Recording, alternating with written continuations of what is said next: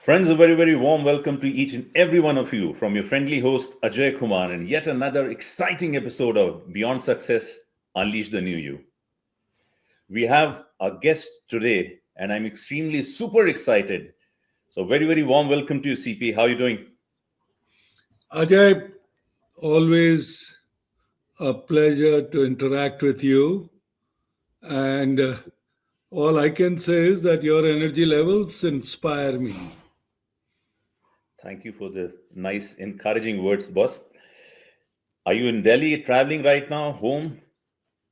I'm home, I'm at my home office as we speak, and for the benefit of people on the show, my Mhm. home office means Gurgaon, which is a suburb of Delhi in India. Absolutely. So, CP, majority of the viewers all know you, but I'll take just a couple of minutes for the benefit of a very small fraction of audience who may not officially know you. Um, so, in December 2023, CP Gurnani, whom we all fondly refer as CP, stepped down as the CEO and managing director of Tech Mahindra, where he started in way back in 2004, and he helped transform that company from a $150 million company to a $5 billion plus growth. He's held several leadership positions with HCL Group, with Hewlett Packard, Perro Systems India.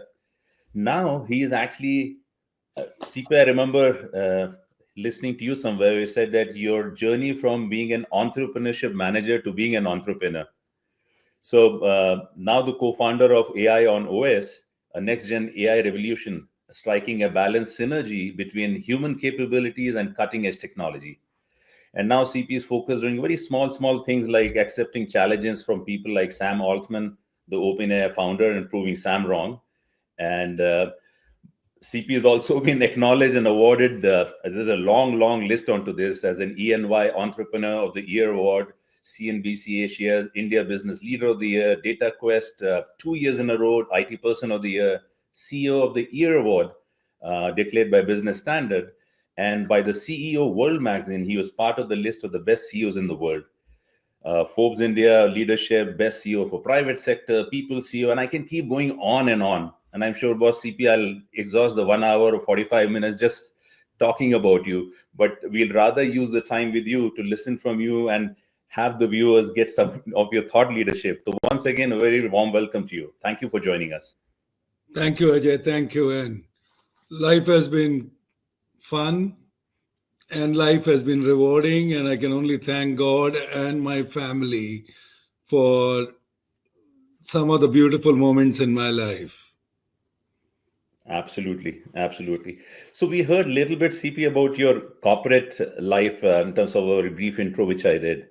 You spent time in very small places in India to, let's say, Neemuch, Chittorgarh, Kota, Jaipur, then to Rourkela, Delhi, Pune, and obviously you've been operating across the globe. But who is CP Gurnani outside just the corporate hat which is there?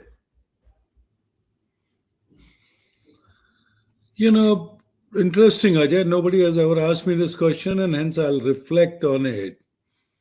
Uh, I think, again, when I look at myself, I try and look at me as a youngster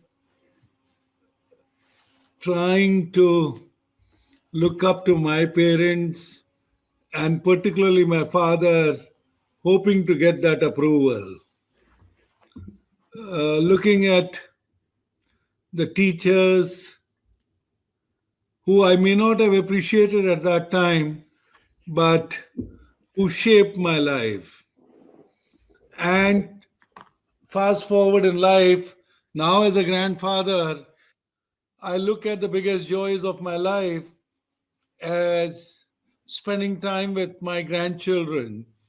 Uh, my wife, with whom I have had some of the, I would say, the best years of my life. I mean, almost 38 years now. And I look at what a beautiful partnership, what a beautiful friend, what a beautiful mother, what a beautiful project manager, because ultimately I was the one who was running around. And Right. then I say, guys, CP Gurnani, if for one moment can get a smile out of my grandchildren to say, Granddad, you doing okay? We love you. You know, look at Right. my family and extended family and say, yeah, we are okay in your presence and we love to, spend time. I love to spend time with them. But the Correct. question is, do I get the reciprocity? And I think that's what makes me feel very happy and good. So the CP Gurnani is still the small town boy who silently, even after losing my parents, keeps thinking of my parents and will they approve of it, and keeps looking at my grandchildren and say, will they approve of me? That's what is CP Gurnani. Wow. Very nicely put. Um how old are your grandkids, CP, if I may ask? My oldest, my son gave me two. He has given me two boys, 4 and 1. My daughter has given me two, 3 and 1.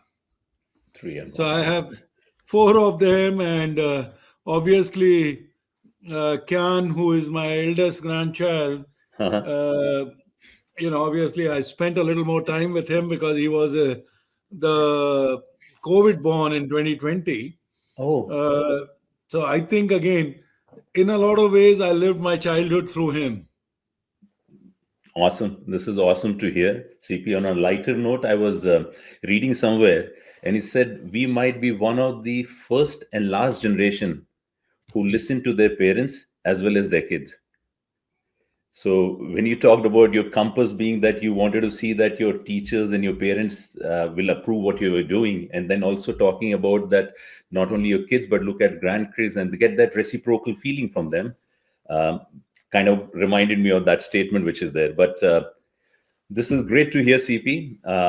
As you're aware, you left an indelible legacy in innumerable lives and leaders globally, and you still continue to do that. So, several leaders look up to you and want to follow your path to be successful, so called. In your definition, how would you like to define success for all of us? Profound question. So, one is obviously success is transactional. The Mhm. success is transactional is, for example, when you were a student, how well you did in your exams. When you are playing a match, how well did you do what was your performance in a match? Similarly, when you were meeting a quarterly quotas, how well you did that quarter. Right, Uh, so whether you call them material or whether you call them transactional, that is success. And I damn well believe in that success because that keeps me going. And I set my goals for the day, I set my goals for the month, I set my goals for the quarter, and I promise you, uh, you know, there are things that you learned as a child. Like as a child, I still remember my mother coming up and asking me, have I planned for the next day? Uh, hmm, Her point was, look at the school timetable, look at the books, look at the notebooks, look at whether you finished your homework or not. Have you taken out your clothes? Have you polished your shoes?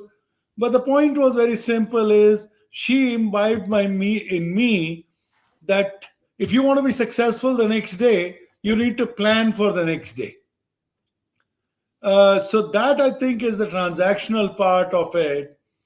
The Now that one is older, I can only say is now success means how many smiles can you get on others' faces?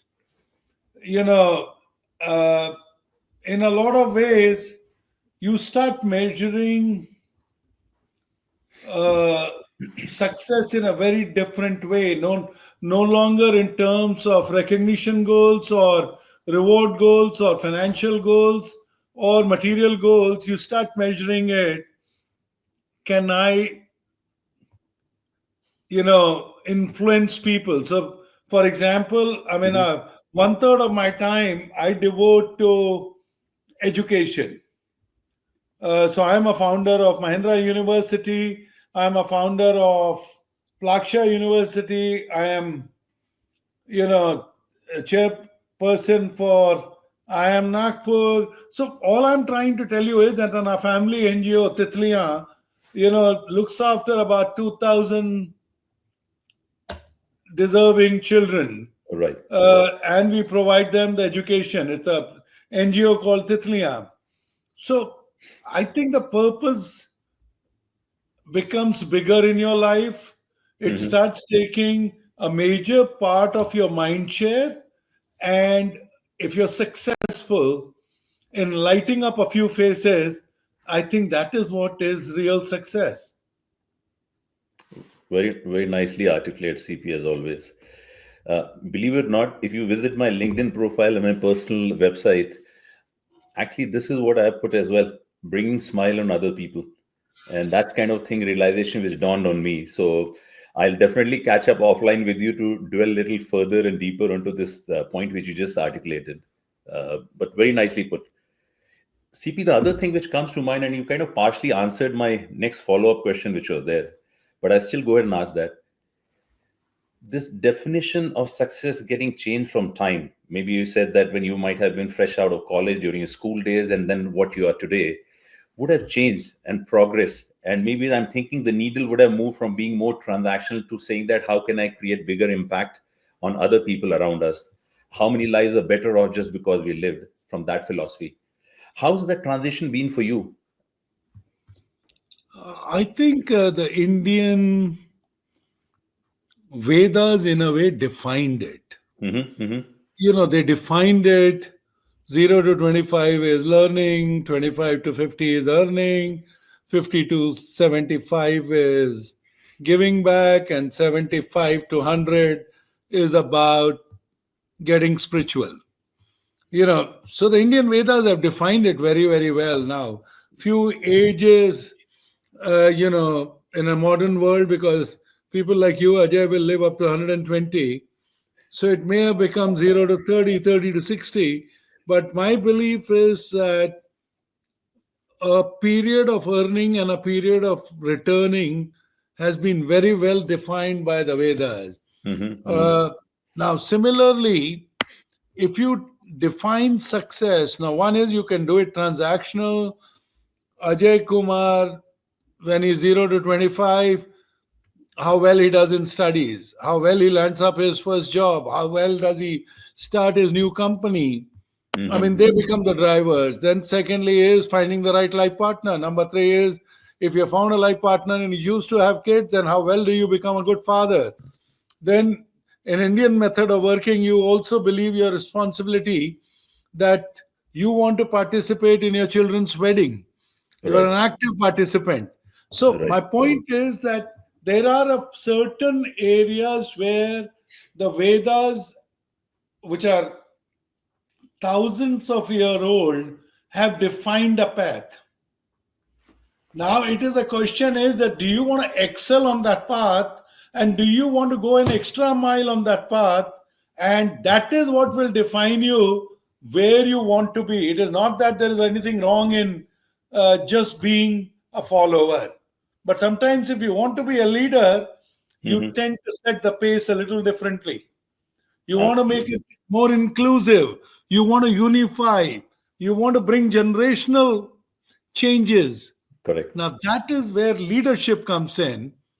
And that leadership, again, as I said, depends on individual to individual and what they define as their purpose, their passion. Now, but nicely said. Nicely said. It brings me to, if with your permission, I'll read couple lines which was there in your parting note when you were moving out of Tech Mahindra, and there was a couple of lines which you said: "The sprint is yours. Make it big. There's grace in learning. It's your first time at something, and beauty in delivering like it's your last. And you need both every day." So when you're talking about that decision of how you want to expedite whatever has been defined in Vedas is totally up to you in terms of how leadership you want to do and what kind of a bigger impact in that time duration you want to create. But would you care to elaborate a little bit more on this, CP, the statement which I just read from your? I mean, I think it's more or less echoes what I told you. There I was a little more graphical. Here Mhm. I'm more philosophical. Right, Uh, some of us who have played golf have always played against yourself. I mean, it is not about going and, you know, walking the course for 9 holes or 18 holes. right, right, It's right, about self scoring. It is about saying, what do I want to be? If my putting takes 2 putts, can I do it in 1.5? I set my own yardsticks, and I set my own parameters. I might compare it with Tiger Woods, or I might do it with Phil Mickelson. But the whole point is, it's about me and me setting a goal. right. Makes sense. Similarly, I have always believed that God gave us the finite hours. Like I said, Ajay, you will live up to 120, maybe I'll live up to 110. But the point is, the number of finite hours given to us by God are the same, or approximately the same. It's now a question for us, what do we want to accomplish? And if we want to make it a marathon, or if we want to make it a sprint, if we want to achieve, if we want to. So it's the same reason. When Hmm. I retired, I was 65, and it was like by design.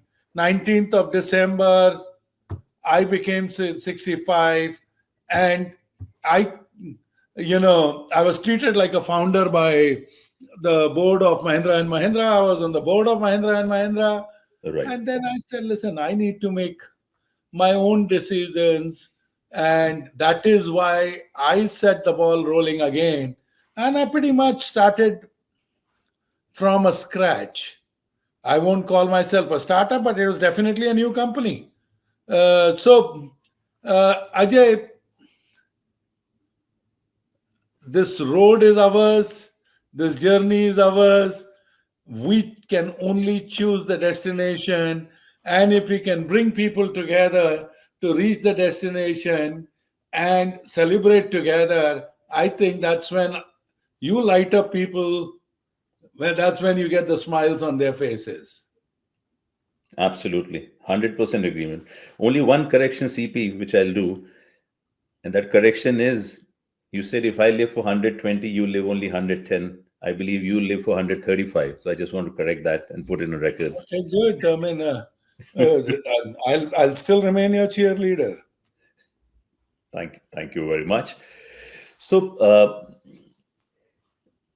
look at any of the big leaders on any sphere. Let's take Michael Phelps, for example, right? Olympic swimmer. He trained every single day of his life in terms of saying that he wants to be the best swimmer. And to your point, when you said you don't compare yourself with Tiger Woods when you're playing golf, you compare with yourself, set your benchmark, which is there. From his perspective, he coined a phrase called 365 mindset. When asked why, he simply said, I practice every day because someone else is resting today and I'm not. And that is the grit, he said, goes behind his medals. From your perspective, CP, discipline, and I've seen you extremely curious and learning, like you said in the beginning of your introduction, saying that as a youngster, learning everything. But what is it that you've been doing on a daily basis, which come what may, you will not drop the ball on that?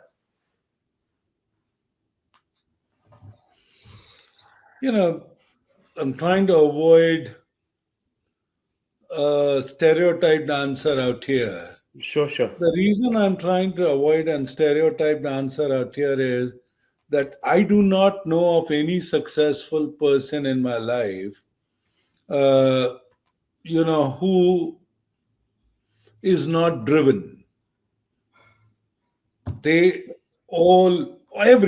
everybody that I have known, or I get a chance to read about them, they're Mhm. driven because they believe in a larger purpose in life. They get up in the morning, fully energized. The routine may be I could be working out during afternoon because if I'm not healthy, how can I put in extra, uh, number of hours, or how do I get to this 135, 110, 120? But the point Right. is very simple is that every human being that I have come across has got a larger purpose in life. They work hard to get to that larger purpose. They realize that there will be some setbacks. Their resilience counts, their capability to bounce back counts, their willingness to experiment, their willingness to carry the team, appreciate the team, their willingness to remain positive, their willingness to in a way inspire themselves, motivate themselves first before they inspire others. So I think there's very common traits in almost every human being that I have come across, whether the guy is called a Virat Kohli in Indian cricket, or whether the guy is called Michael Phelps, or whether the guy is called a Magic Johnson. The point is very, very simple, that it's not that they haven't had bad days. It's just that they know how to remain positive, how to remain grateful, and how to be superchargers. Point taken. Point taken. Uh, there is an old saying, CP, which says that the two most important days in a person's life are the day when the person is born, and the second day is when the person realizes why he or she was born. And when you talked about right now about being driven and being passionate about and inspiring yourself on a daily basis, some statistics say that 90% plus of people do not even know why they were born. So they are doing things just for the heck of doing things. Any nuggets which you may like to share with some, saying that how do you really find your why in life, which is there, so that your 100% passion commitment is towards that in the area where you really want to contribute, not just because the organization you're working has actually asking you or expecting you to do so. Ajay, again, I've not studied this subject in great depth, Uh-huh. but I can only tell you is that when I look back in my life, uh, there are ways that why manifests itself. Uh, your first influencers are the environment that you live in. That day you wanted to be a traffic cop because you thought traffic cop has got power. Second day you wanted to be a train driver because you thought train driver, has got the best job in the world. The third day was when your dad wanted you to join civil services. The fourth Right. day was when your mother, you saw her cooking and uh, people appreciating her food, and you said you wanted to be a chef. Right. So the point I'm trying to make is that at every stage of your life, you had role models. Right. You had people who were influencing you to find your why.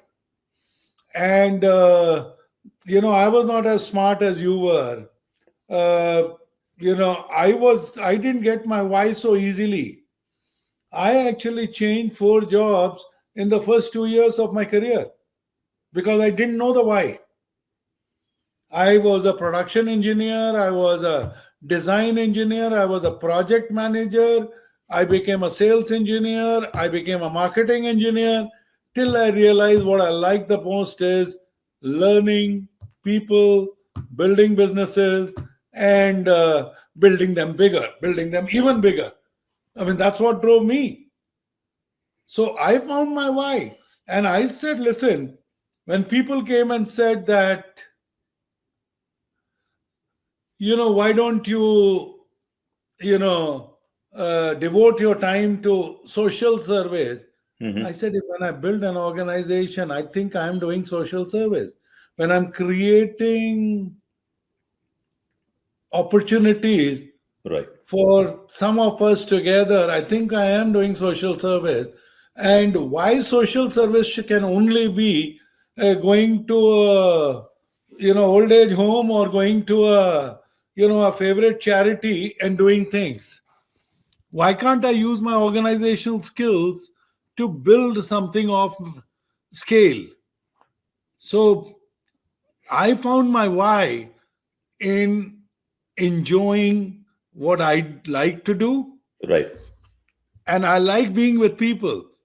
I like interacting with them. I like learning from them. I like being challenged by the people. I like knocking on doors. So that's what makes me. And I found my why not by getting any prescriptive psychometric analysis. I found it by experimenting. Experimenting. I would acknowledge, CP, you have been luckier than me in that context. If you were able to identify after a couple of years after changing those 4 jobs quickly, and so it's like we always say in corporate world, right? Fail fast so that you can move to the next one and take the learnings across over there. So in a couple of years, if you're able to identify, I think you've done a fantastic job on that for sure. Mhm. So kudos on that. What I was thinking was this brings me to another topic, CP, and this is something which is a lot of us have been struggling in corporate world, and I'm not sure in terms of how does it apply to you. We talk about this work-life balance and the work-life integration, maybe for a lack of a better phrase.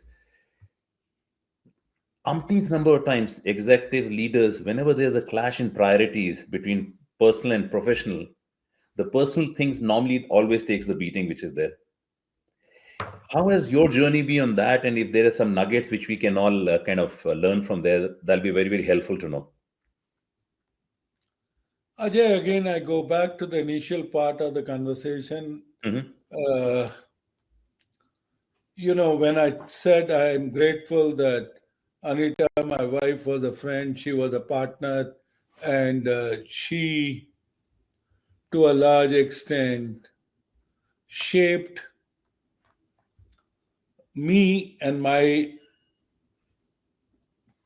road to where I am today. And the reason I am more than convinced that Anita played a huge role is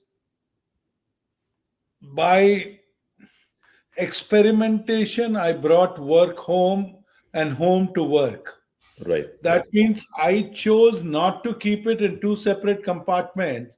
Uh, there is not one employee in my current organization who has not visited my house.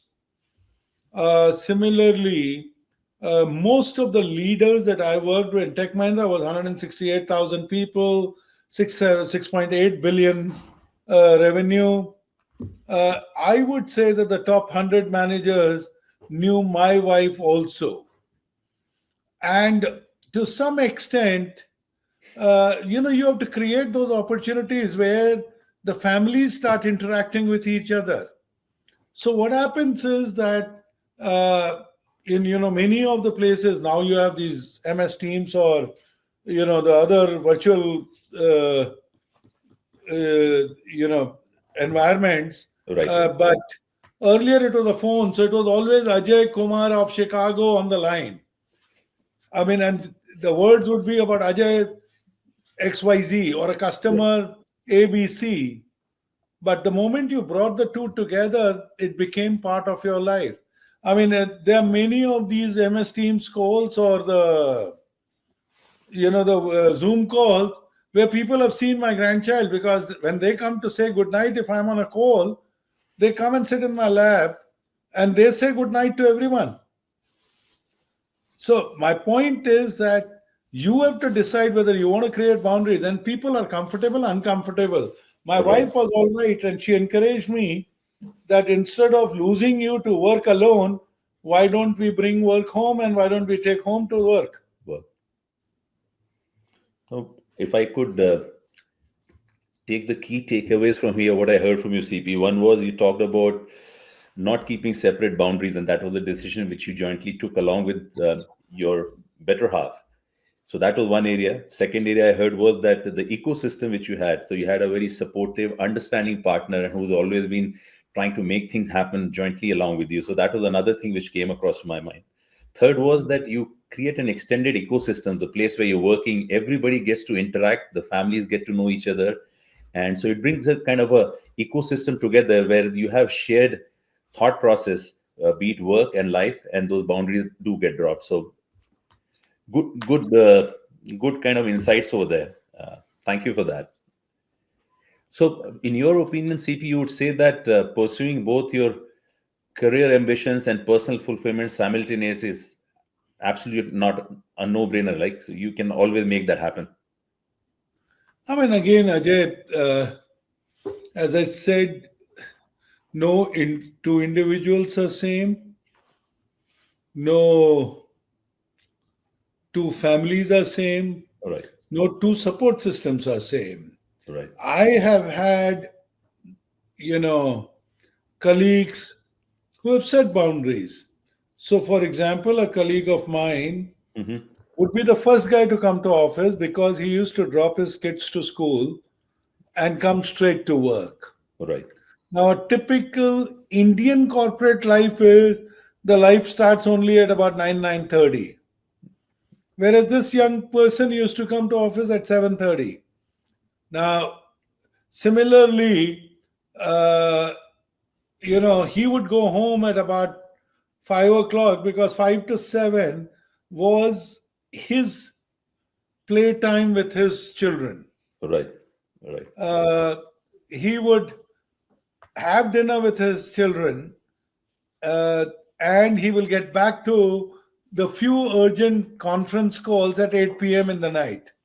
Right. Now, my point is very simple, that you can define what your work is and what your home is and what your play is. Right. And Right. the second example I gave, we didn't interact with the family because he Mm-hmm. had certain boundaries. But he was a very successful man. Right. And so I can only say discipline, directions, and knowing what you want to do, Right. I think is the most important thing. Got you. Got you. So, like the saying says, the bad news is time flies, but the good news is you are the pilot. So, you yourself defining, and like you said, everybody, individual families, everybody is different. So, how do you define that, and how do you kind of space it out, making things happen? Mhm. So, that's where the trick lies in. So, with this coming towards, I was just thinking, in case you may have some uplifting story on a resilience, which is there, because, like you mentioned, setbacks and everything do come across, and is there something people can learn from it? Any uplifting story you may have to share with the audience over here? You know, I mean, there are words which are understood and they're misunderstood. Uh-huh. Uh, to me, resilience, I think we have all practice it on a daily basis. Uh, you know, when you start learning your bicycle, you fall down. Right. When you get on a journey, you will come across obstacles. Uh, when you try and push yourself, any transformation is equal to some pain. I mean, I haven't seen a guy who started going to the gym and not complaining of a sore muscles. Absolutely. Right. So my point is very simple. Resilience is about recovering and getting up and running again. So, I mean, I'm sure everybody's got stories. It's not about my story. It's Right. everybody's story. Correct. And I just want to remind everyone is that every successful person has pushed himself a little beyond the comfort zone. And when you push yourself beyond your comfort zone, you will fall down, or you will have a roadblock, or you will have to go around the bend. I mean, it is just that it's the nature of the beast. There Correct. is no other way of doing it. I mean, the best Correct. of the players will go through a lean patch, and it's only how you recover. You recover by taking things in the stride and saying "Hum honge kamyab," which really means is Keep uh, moving. I will succeed.